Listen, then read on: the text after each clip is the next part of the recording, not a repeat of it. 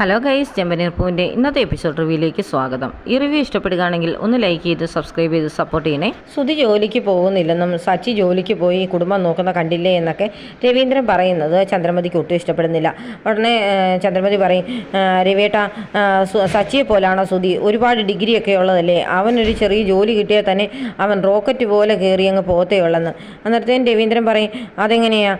ഇവനെ വല്ല ദീപാവലിക്കും പൊട്ടിക്കുന്ന റോക്കറ്റ് ആകാനേ പറ്റത്തുള്ളൂ. അതാവുമ്പം മേളിൽ ചെന്നിട്ട് താഴേക്ക് അങ്ങ് വീഴത്തേ ഉള്ളൂ.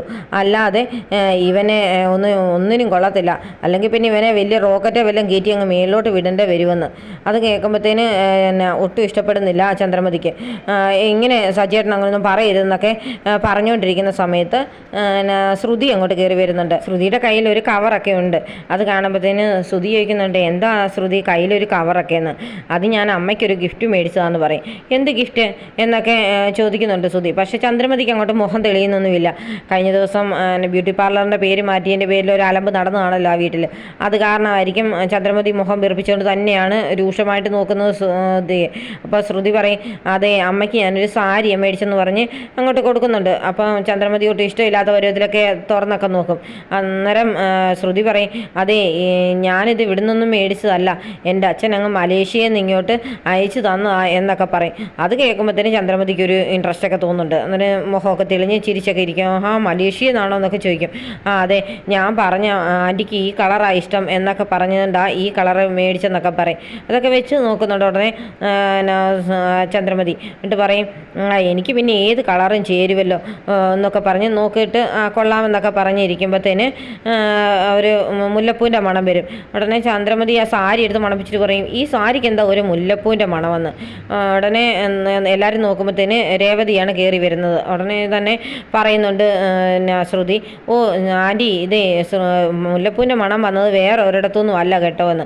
അന്നേരം രേവതിയെ ഇഷ്ടമില്ലാത്ത പരുവത്തിലാണ് സംസാരിക്കുന്നത്. അപ്പോൾ രേവതി കയറി വരുമ്പോൾ രേവതിയുടെ തല നിറച്ച് മുല്ലപ്പൂ ഒക്കെ ആണല്ലോ. അത് കാണുമ്പോൾ ഒട്ടും ഇഷ്ടപ്പെടുന്നില്ല ചന്ദ്രമതിക്ക്. അന്നേരം എഴുന്നേറ്റ് വന്ന് ചോദിക്കുന്നുണ്ട്, നീ എന്താടി ഇത്രയും മുല്ലപ്പൂ ഒക്കെ ചൂടി വരുന്നത്? നിൻ്റെ കടയിൽ ഇന്ന് തന്നെ മുല്ലപ്പൂ ഒന്നും വിറ്റില്ലായിരുന്നു, അത് മുഴുവൻ നിൻ്റെ തലയിൽ വെച്ചിട്ടുണ്ടല്ലോ എന്നൊക്കെ പറയും. അത് പിന്നെ എനിക്ക് എൻ്റെ ഭർത്താവ് മേടിച്ച് തന്നതാ, അതുകൊണ്ട് അത് ഭർത്താവ് എൻ്റെ തലയിൽ ചൂടിയും തന്നു, എന്തുകൊണ്ടാണ് ഇത്ര മുല്ലപ്പൂ എന്നൊക്കെ പറയും. അത് കേൾക്കുമ്പോഴത്തേന് ഒട്ടും ഇഷ്ടപ്പെടുകയില്ല ചന്ദ്രമതിക്ക്. അവനെ പറയും, വെറുതെ അല്ല, അവന് വട്ട, അത് എൻ്റെ കൂട്ടത്തിലാണ് നിന്നെയും കൂടെ കൂട്ടിയിരിക്കുന്നതെന്നൊക്കെ പറഞ്ഞ് ദേഷ്യപ്പെട്ട് നിൽക്കുമ്പോഴത്തേന് അങ്ങോട്ട് സച്ചി ഓടി വരുന്നുണ്ട്. അച്ഛാ ഇങ്ങ് വന്നേച്ചാ ഒരു കാര്യം പറയാനുണ്ട്, ഒരു കാര്യം കാണിക്കാമെന്നൊക്കെ പറയും. എന്താണെന്ന് ചോദിക്കും. ഉടനെ തന്നെ രേവതിയോട് സച്ചി പറയും, രേവതി നീയാ വർഷയും കൂടെ വിളിക്കാൻ പറയും. ഉടനെ വർഷയെന്ന് വിളിക്കുന്നുണ്ട് രേവതി. സുധി ആദ്യം വരുന്നില്ല എന്ന് പറഞ്ഞിരിക്കുന്നുണ്ട്. അന്നേരത്തേന് സച്ചി പറയും, എടാ സൂടാക്കുപ്പി നീയോട് എഴുന്നേറ്റ് വാടാ, നിന്നെ ഒരു സൂത്രം കാണിക്കാൻ വരാൻ പറയും. എന്താ ഇതിന് മാത്രം അവിടെ കാണാനിരിക്കുന്നൊക്കെ ചോദിച്ച് ദേഷ്യപ്പെടുന്നുണ്ട് സുധി. അന്നേരത്തേന് എല്ലാവരെയും വിളിച്ചിറക്കിക്കൊണ്ട് പുറത്തേക്ക് വരുന്നുണ്ട് സച്ചി. എന്നിട്ട് രേവതിയോട് പറയും, രേവതി എന്ന് പറഞ്ഞിട്ട് ഗേറ്റ് അടച്ചിരിക്കുന്നത് പതുക്കെ തുറക്കുകയാണ്. അപ്പം നോക്കുമ്പോൾ ഇവർ കൊണ്ടുവന്ന പുതിയ കാറാണ് കിടക്കുന്നത്. അത് കാണുമ്പോഴത്തേന് ബാക്കി എല്ലാവർക്കും സന്തോഷമാവുന്നുണ്ടെങ്കിലും ചന്ദ്രമതി ചോദിക്കുന്നുണ്ട്, ഇതെന്താടാ ഈ കാറ് കാണിക്കാനാണോ ഞങ്ങളെ വിളിച്ചെന്ന്. ഉടനെ സുധിയും ചോദിക്കാനാണ്, ഞങ്ങൾ കാറ് കണ്ടിട്ടില്ലേന്ന്. അപ്പോൾ സച്ചി പറയുന്നുണ്ട്, അച്ഛാ ഇത് ഞാൻ മേടിച്ച പുതിയ കാറാണെന്ന് പറയും. അന്നേരത്തേന് രവീന്ദ്രന് ഭയങ്കര സന്തോഷമാകുന്നുണ്ട്. ഉടനെ തന്നെ പറയും ചന്ദ്രമതി, പിന്നെ നീയൊക്കെ ഈ വാടകക്കാർ കാണിക്കാനായിട്ട് ഇങ്ങോട്ട് എന്തിനാണ് കൊണ്ടുവരുന്നത്? അതിന് ഞങ്ങളെ വിളിച്ച് കാണിക്കേണ്ട ആവശ്യമുണ്ടോ എന്നൊക്കെ ചോദിക്കും. നീ ആണെങ്കിൽ എൻ്റെ വീടിൻ്റെ ആധാരം പണയം വെച്ച് മേടിച്ച കാറ് വിറ്റ് തൊലച്ചവനാ, പിന്നെ നീ എന്നത്തിന് ഇതൊക്കെ കാണിക്കാൻ ഇങ്ങനെ കൊണ്ടുവരുന്നെന്ന് ചോദിക്കും. അന്നേരത്തേന് ഉടനെ സച്ചി വന്ന് രേവതിയെ ചേർത്ത് പിടിച്ചിട്ട് പറയുന്നുണ്ട്, ഇതെൻ്റെ സ്വന്തം കാറാണ്, അല്ലാതെ വാടകക്കാറൊന്നുമല്ല, എൻ്റെ ഭാര്യയെ എനിക്ക് മേടിച്ച് തന്ന കാറാന്ന് പറയും. അത് കേൾക്കുമ്പോഴത്തേന് എല്ലാവരും ഞെട്ടുന്നുണ്ട്. പക്ഷേ രവീന്ദ്രന് മാത്രം ഒരുപാട് സന്തോഷമാകുന്നുണ്ട്. സുധിയുടെയും ശ്രുതിയുടെ ഒക്കെ കണ്ണ് തള്ളും. സന്തോഷമാകുന്നുണ്ട് വർഷയ്ക്കും. അന്നേരം പറയും, എൻ്റെ ഭാര്യ അധ്വാനിച്ചുണ്ടാക്കി എനിക്ക് വേണ്ടി മേടിച്ച് തന്ന കാറാണെന്ന് പറഞ്ഞ് സന്തോഷത്തോടു കൂടിയാണ് സച്ചി പറയുന്നത്. അന്നേരത്തേന് രവീന്ദ്രൻ പറയും, എന്തായാലും ഒരുപാട് സന്തോഷമായി മക്കളെ എന്നൊക്കെ. പിന്നെ എന്ന് പറഞ്ഞാൽ ഇവളെവിടുന്ന കാറ് മേടിച്ച് കൊടുക്കുന്നത്, ഇവക്ക് എവിടുന്ന കാശെന്നൊക്കെ ചോദിക്കും. അതേപോലെ ഈ പൂമാല കെട്ടുന്നവളെന്ന് പറഞ്ഞ് ഞങ്ങളെ ഒരുപാട് താത്തിക്കെട്ടിയില്ലേ, ദേ അവൾ പൂമാല കെട്ടി എനിക്ക് കാറ് മേടിച്ച് തന്നെന്ന് പറയും. നേരത്തേന് പറയും വാ എല്ലാവരും ഒരു കാര്യം കൂടെ കാണിക്കാനുണ്ടെന്ന് പറഞ്ഞ് പുറത്തേക്ക് കൊണ്ടുവരും. അന്നേരം എല്ലാവരും കാറിന് ചുറ്റുമൊക്കെ നിന്നൊക്കെ കാണുന്നൊക്കെ ഉണ്ട്. ചന്ദ്രമതിക്കാണ് ഒട്ടും ഇഷ്ടപ്പെടുന്നില്ല. എന്നിട്ട് ഇടയ്ക്കിടയ്ക്ക് ശ്രുതിക്കെട്ട് നോക്കുന്നുണ്ട്. ദേഷ്യപ്പെട്ടാണ് ശ്രുതിക്കെട്ട് നോക്കുന്നത്. ശ്രുതിയാണെങ്കിൽ എന്ത് ചെയ്യണമെന്ന് അറിയത്തില്ല. ഇനിയിപ്പോൾ കാറും കൂടെ വന്ന് ഇനി ബാക്കി കാറും മേടിച്ച് കൊടുക്കേണ്ടി വരുമോ എന്നുള്ള പേടിയാണ്. അപ്പോൾ സച്ചി ശ്രുതിയോടുമായിട്ട് പറയുന്നുണ്ട്, എടാ ശ്രുതി, ഇതേ നിൻ്റെ ഭാര്യ വലിയ മലേഷ്യക്കാരിയും വലിയ പണക്കാരിയാണെന്നൊക്കെ പറഞ്ഞല്ലോ, എന്നിട്ട് നിനക്ക് എന്തെങ്കിലും മേടിച്ച് തന്നോടാ? എൻ്റെ ഭാര്യ വെറും പൂവ് കെട്ടുന്നവളാണെന്ന് പറഞ്ഞ് ഇവിടെ എല്ലാവരും അപമാനിച്ചില്ലേ, ദേ അവൾ എനിക്ക് അധ്വാനിച്ച് ഒരു കാറ് മേടിച്ച് തന്നിരിക്കുന്നത്, നിനക്ക് എന്തെങ്കിലും ഒരു ടോയ് കാറെങ്കിലും മേടിച്ച് അവൾ തന്നിട്ടുണ്ടോടാ എന്നൊക്കെ ചോദിച്ച് ശരിക്കും കളിയാക്കുകയാണ്. അത് കേൾക്കുമ്പോഴത്തേന് ശ്രുതിക്ക് അങ്ങ് സങ്കടമാവും, ചന്ദ്രമതിക്കാണ് ദേഷ്യമാവുന്നുണ്ട്. അന്നേരം വർഷയും സന്തോഷത്തോടു കൂടിയാണ് ഇതെല്ലാം കേട്ടുകൊണ്ട് നിൽക്കുന്നത്. എന്നിട്ട് പറയും, എൻ്റെ ഭാര്യ എന്തായാലും ഞങ്ങളുടെ സന്തോഷത്തിന് വേണ്ടിയാണ് ഇതൊക്കെ മേടിച്ചു തന്നൊക്കെ പറയുന്നുണ്ട്. അന്നേരത്തേന് വർഷയ്ക്കാണെങ്കിൽ സന്തോഷമാണെങ്കിലും ശ്രുതിക്കാണെങ്കിൽ ഇതുപോലൊരടി കിട്ടാനില്ല എന്നുള്ള രീതിയിലാണ്. അപ്പോൾ വർഷ വന്ന് ചോദിക്കുന്നുണ്ട്, ചേച്ചി ഈടെ ഉറക്കളച്ചിരുന്ന് പൂമാല കെട്ടിയപ്പം കിട്ടിയ പൈസയുടെ ലാഭം കൊണ്ട് മേടിച്ചതാണോന്ന്. അതേ വർഷമെന്ന് പറയുന്നുണ്ട് രേവതി. അപ്പം രേവതിയോട് ഉടനെ വർഷ ചോദിക്കും, ചേച്ചിയുടെ കടയൊക്കെ ഡെവലപ്പ് ചെയ്തുകൂടായിരുന്നോ ചേച്ചിക്ക് ആ പൈസ കൊണ്ടെന്ന്. അത് വേണ്ട വർഷേ, എൻ്റെ സച്ചിയേട്ടന് ഓട്ടോ ഓടിച്ച് നടക്കുന്നത് എനിക്ക് സഹിക്കത്തില്ല. അദ്ദേഹത്തിന് ഒരു കാർ മേടിച്ച് കൊടുക്കുമ്പോൾ ഒരുപാട് സന്തോഷമാവില്ല അദ്ദേഹത്തിനും എനിക്കും.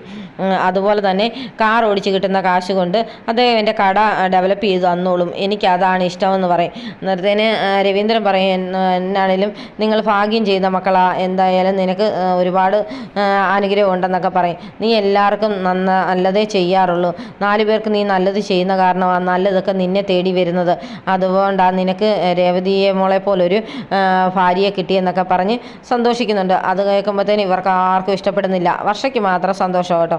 അത് കഴിയുമ്പോഴത്തേന് വണ്ടിയുടെ പുറയിലേക്ക് കൊണ്ടുവന്നിട്ട് SR എന്ന് എഴുതിയതൊക്കെ കാണിക്കുന്നുണ്ട്. അപ്പം ശ്രുതി ചോദിക്കും, എന്താടാ SR എന്ന്? അത് സച്ചിയുടെയും രേവതിയുടെയും ആദ്യത്തെ അക്ഷരത്തിൻ്റെ എടുത്തതാണ് SR എന്ന് പറയും. അന്നേരം രവീന്ദ്രൻ പറയും, നന്നായിട്ടുണ്ട് മക്കളെ, നല്ല രസമൊക്കെ ഉണ്ടെന്ന് പറയും. ചന്ദ്രമതിയുടെ മുഖം തെളിയുന്നേയില്ല. അതുപോലെ തന്നെ ശ്രുതിക്കാണെങ്കിൽ ടെൻഷൻ കയറിയിട്ട് മുഖം ഒരു വല്ലാത്ത രീതിയിൽ ഇരിക്കുകയാണ്. ചന്ദ്രമതി ഇടയ്ക്കൊക്കെ ശ്രുതിക്കിട്ട് നോക്കുന്നുമുണ്ട്. അത് കഴിയുമ്പോഴത്തേന് ശ്രുതി നേരെ മുറിയിൽ പോയി നിൽക്കുന്ന സമയത്ത് ചന്ദ്രമതി അങ്ങോട്ട് ഓടി വരും. എന്നിട്ട് പറയും, കണ്ടോ പൂ കെട്ടുന്നവൾ കാശുണ്ടാക്കി അവിടെ ഭർത്താവിനൊരു വണ്ടി മേടിച്ചു കൊടുത്തു, അതുപോലെയാണോ നീ എന്തെങ്കിലും ഇതുവരെ മേടിച്ചു കൊടുത്തിട്ടുണ്ടോ എൻ്റെ ശ്രുതിക്ക്? ശ്രുതിയെ ഒന്ന് ഉയർത്താനായിട്ട് നീ ഒന്നും ചെയ്യുന്നില്ല എന്നൊക്കെ പറയും. ഞാൻ എന്ത് ചെയ്യാൻ ആൻറ്റി, ശ്രുതിയാണെങ്കിൽ എവിടെയെങ്കിലും ഒരു ജോലിക്ക് പോയാൽ അവിടെ ഉറച്ച് നിൽക്കുന്നില്ലല്ലോ, പിന്നെ ഞാൻ എന്ത് ചെയ്യാനെന്നൊക്കെ ചോദിക്കും. അതിന് നീ വേണം മുൻകൈ എടുക്കാനായിട്ട്. നിൻ്റെ അച്ഛനോട് പറഞ്ഞ് കുറച്ച് രൂപ അവന് കൊടുത്ത് ഒരു ബിസിനസ് തുടങ്ങിയിരുന്നെങ്കിൽ അവനിപ്പം വലിയ ബിസിനസ്സുകാരനാകത്തില്ലായിരുന്നു.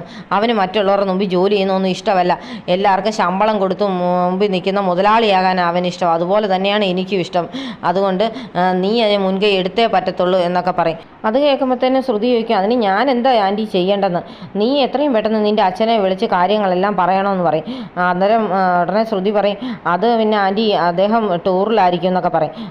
എന്തായാലും വലിയ ബിസിനസ്മാൻ അല്ലേ, ഒരു ചെറിയ ഫോണൊക്കെ കൈ പിടിച്ചുകൊണ്ടിരിക്കാതിരിക്കത്തില്ലല്ലോ, ബിസിനസ് കാര്യങ്ങളൊക്കെ സംസാരിക്കാനായിട്ട് ടൂർ പോകുമ്പോഴും സംസാരിക്കാറില്ലേ, അതുകൊണ്ട് നീ വിളിക്ക് എന്ന് പറയും. എന്നാൽ ഞാൻ വിളിച്ചോളാം, വൈകിട്ട് വിളിച്ച് പറയാമെന്നൊക്കെ പറയും. എന്നാൽ പിന്നെ അങ്കിളുടെ ഫോൺ നമ്പർ ഇതാ, ഞാൻ വിളിക്കാമെന്ന് പറയും. അങ്കിളും ആകെ ബിസി ആയിരിക്കും ആൻറ്റി, അതുകൊണ്ട് ഞാൻ വിളിക്കാമെന്ന് പറയും. അല്ല, എനിക്ക് സാരിയൊക്കെ മേടിച്ച് തരാനായിട്ടുള്ള സമയം ഉണ്ടായിരുന്നല്ലോ, അതുപോലെ തന്നെ ഇത് സംസാരിച്ച് തീർക്കണമെന്നൊക്കെ പറയും ചന്ദ്രമതി. അന്നേരത്തേന് ശ്രുതി പറയും, അത് ഞാൻ സംസാരിച്ചോളാം എന്ന് പറയും. എന്തൊക്കെയാണെന്ന് പറഞ്ഞാലും നീ ഇപ്പം അവനൊരു ബിസിനസ് ഇട്ട് കൊടുത്തേ പറ്റത്തുള്ളൂ എന്ന് പറഞ്ഞ് ദേഷ്യപ്പെടുകയാണ് ചന്ദ്രമതി. ശ്രുതി പറയും, ശരി, ഞാനത് അച്ഛനുമായിട്ട് സംസാരിച്ചിട്ട് എല്ലാം ശരിയാക്കാമെന്നൊക്കെ പറയും. പിന്നെ ഇതുപോലെ തന്നെ എല്ലാ കാര്യത്തിലും അവനെ മുമ്പിൽ നിർത്തണം, അല്ലാതെ സച്ചിക്ക് താഴേക്ക് പോകാൻ പാടില്ല. ഒരു വിദ്യാഭ്യാസമൊന്നും ഇല്ലാത്ത അവൻ പോലും ഇതുപോലെ മുമ്പിൽ നിൽക്കുന്ന കണ്ടില്ലേ, അതുപോലാണോ നിങ്ങളുടെ കാര്യം? സച്ചിൻ രേവതിയാണെങ്കിൽ ഇന്ന് സ്നേഹമാണ്, നാളെ നിലത്ത് കിടക്കും, അതുപോലെ ആണ് വഴക്ക്. അവനാണെങ്കിൽ അവളെ എടുത്ത് തലയിൽ വെക്കുകയും എടുക്കുകയും എടുത്ത് താഴോട്ടിടുകയും ചെയ്യുന്ന സ്വഭാവം. പക്ഷെ നിങ്ങൾ അങ്ങനെയല്ലല്ലോ. ശ്രുതിയെ ഒരിക്കലെങ്കിലും ശ്രുതി വഴക്ക് പറയുകയോ നോവിക്കുകയോ എന്തെങ്കിലും ചെയ്തിട്ടുണ്ടോ എന്നൊക്കെ ചോദിക്കും. ഇല്ലെന്ന് പറയും. അതുപോലൊരു ഭർത്താവിനെ കിട്ടാനായിട്ട് നീ പുണ്യം ചെയ്യണം. അതുകൊണ്ട് എത്രയും പെട്ടെന്ന് നീ ഇതിനൊരു പരിഹാരം കണ്ടേ പറ്റത്തുള്ളൂ എന്ന് പറഞ്ഞ് പോവുകയാണ് ചന്ദ്രമതി. അന്നേരം ഇറങ്ങിക്കഴിഞ്ഞും തിരിച്ചു വന്ന് പറയുന്നുണ്ട്, ഇതൊക്കെ ഞാൻ എനിക്ക് വേണ്ടിയല്ല പറയുന്നത്, നിങ്ങൾക്ക് വേണ്ടി, നിങ്ങളുടെ ഭാവിക്ക് വേണ്ടിയാണ് പറയുന്നത്. അതുകൊണ്ട് നോക്കിയും കണ്ട് നീ ചെയ്താൽ നിനക്ക് കൊള്ളാം, മനസ്സിലായോ എന്ന് ചോദിച്ച് കൈയും ചൂണ്ടി നിൽക്കുന്നുണ്ട്. അപ്പോഴത്തേന് ശ്രുതി അങ്ങ് വരണ്ട് പോവുകയാണ്.